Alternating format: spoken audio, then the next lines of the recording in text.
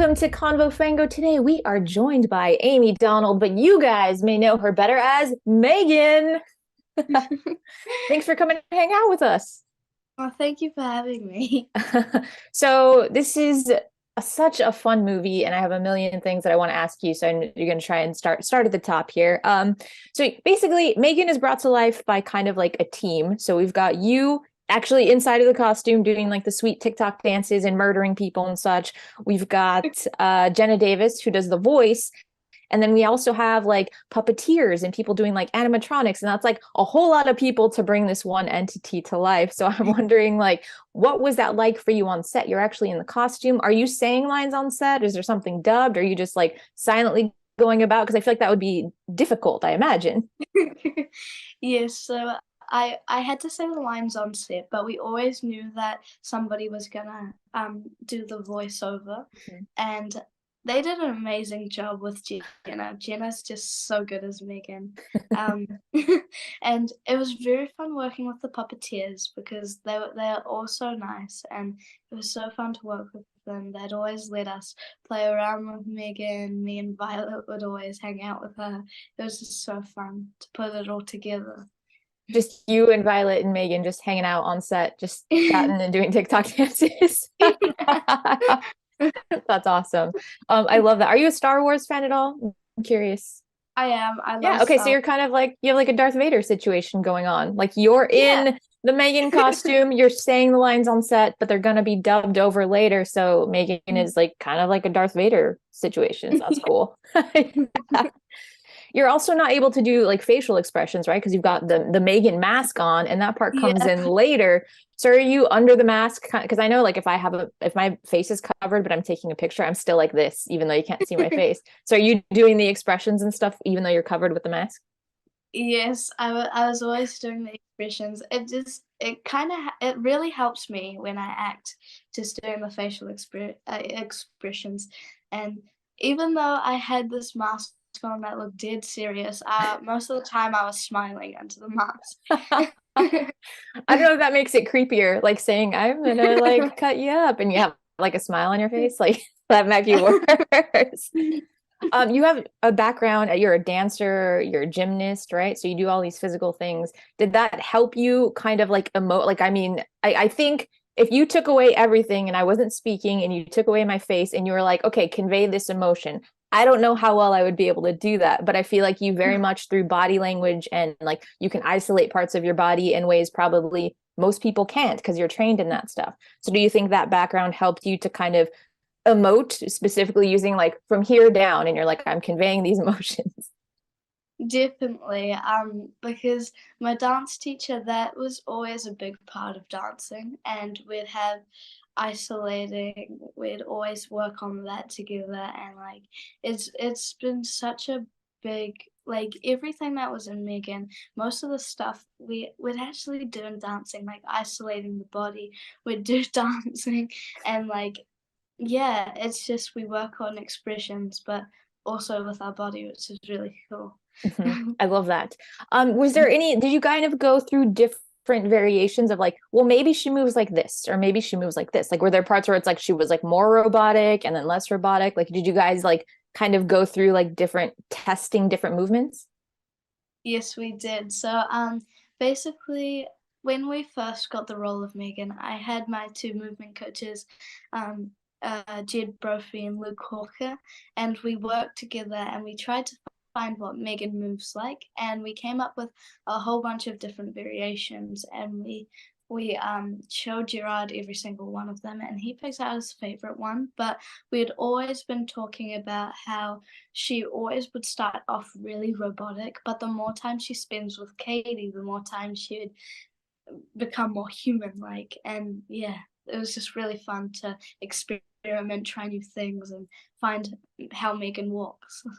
It is very creepy how you can see that she's adapting, and there's something about the fact that she's not like if she was like super robotic, it would have a creepiness to it, but the fact that you're almost like you look at her and you're like, wait, is that an actual child? And you're like, oh no, it's an AI. So there's like that weird in between, and you just like nailed that weird kind of like hybrid movement, and then as it's progressing, it just gets more like ugh, like there's something unsettling about it, right? as you're watching. Do you have any favorite killer doll movies except for Megan, which I imagine would be your number one? Megan is my favorite horror movie, but Okay.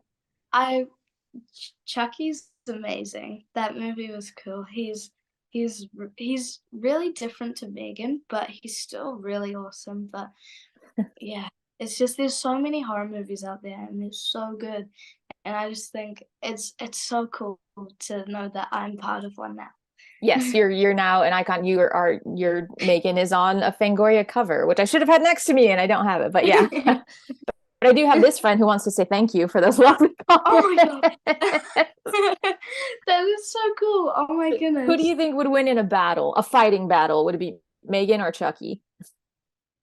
They both have their strengths and weaknesses, but I reckon Megan would win. I think so too. All right. He's gonna come for me in my sleep now because I agreed with that.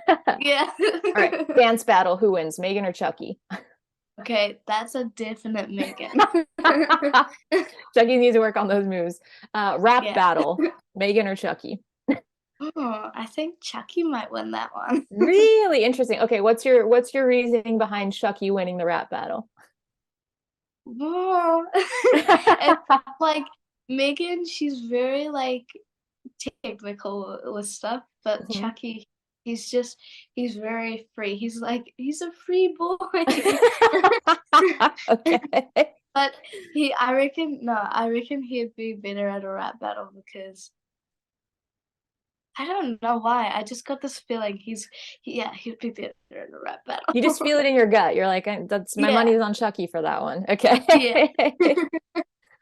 So there's a sequel in the works, but when we leave, spoiler alert, at the end of the first one, Megan is like disembodied. She's alive and well, she exists, and that's that moment of like, oh, she's still there, but she doesn't have a body. So ideally, what would your sequel look like? Well, I would really like her to come back as like, well, she's already in Elsie kind of. So if somebody bring her back to life, I was thinking of this the other day, and I thought it would be pretty cool if she came back and she just connected to all the perpetual pets, and they were like her little army. That would be really. Oh my gosh. That's That'd amazing. be If they didn't already put that in the script, you should co-write that with them because that would be terrifying. yeah. Because yeah, it's kind of like the Chucky situation as well. The perpetual pets are already out there in like Yeah. mass amounts. Like every Mm, household has at least one. Some of them probably yeah. have more than one. So if Megan took over those, done. It would be a problem. Would you hope Yeah. that she finds a body again so that maybe you could come back and play Megan in this one as well and command the army of perpetual pets? Definitely. But what me and my mum were saying is she can come back in so many different ways because Mhm. first of all her brain's still an Elsie, but spoiler alert, but in the movie, Kurt has all of Megan's details on his computer, but he's gone now. So anyone can just pick it up and just rebuild her. But there's so many different ways that she can be brought back to life, which is really cool. I forgot about the part where he steals like the data, but then he's gone in the elevator, but his laptop Yeah, is still floating around the building somewhere. If that gets yeah. into the wrong hands, yeah, okay, I like where this is going. I'm excited about this. I don't know if any of that will be involved in the plot for the sequel, but I want it to be because that's cool. And I like your perpetual pets army idea. That's terrifying. How has it been seeing, this is our last question, I know we're running out of time, but how has it been seeing people like Jason Blum, Drew Barrymore, and basically all of TikTok dressing up like Megan and then trying to like copy your dance? Like what has that been like? That was really crazy because I was not expecting anyone to be doing dance. I didn't expect anyone to be going crazy over this movie because we never thought this movie was going to be really big. We thought it was just going to be a little movie, but it's turned out to be a really big movie. And I just it's really amazing. I love that everyone's doing the dance. Even some little girls are doing dances. And then there's just so many people doing the Megan dance, which is very fun. And I just love that people are inspired by me and doing the dance. Amazing. That's a perfect spot to end. This is so cool. Congratulations. I hope she finds a body, and I hope that you are back for the sequel because we would love to see that. You did an amazing creepy job in this. Wonderful work.